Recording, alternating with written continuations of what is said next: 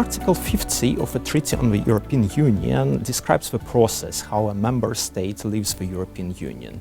So it does not provide for the outcome of the negotiations, it describes how the negotiations should be conducted. This is the first time when Article 50 is activated, so this is why for the time being the European Parliament has focused only on procedural aspects, and the substantive aspects, for example, what shall we do with freedom of movement, social issues, environmental issues, we will address them at a later stage as soon as they are on the negotiating table.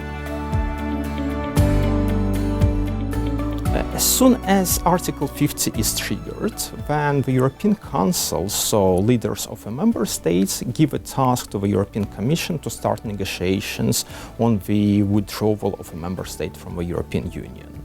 The European Parliament is being informed about this, and in the end, if the agreement is achieved, then the European Parliament has to give its consent, and also the member states decide by a qualified majority on this agreement.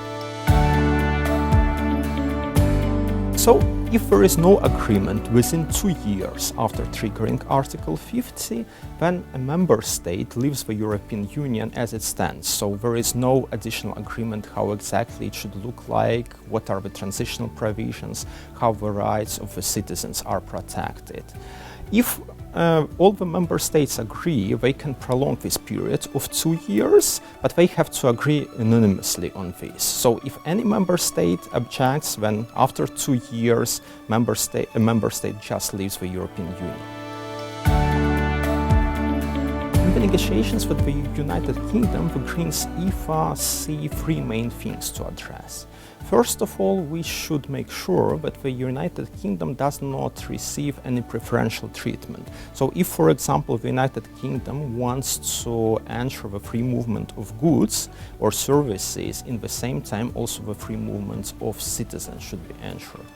Second thing, we have to protect properly the rights of citizens, for example, the EU citizens living in the UK or the UK citizens living in the European Union. And finally, we also care about the so-called devolved regions, such as Scotland or Northern Ireland, for example, and we have to make sure that the interests of those regions are properly taken into account during the negotiations.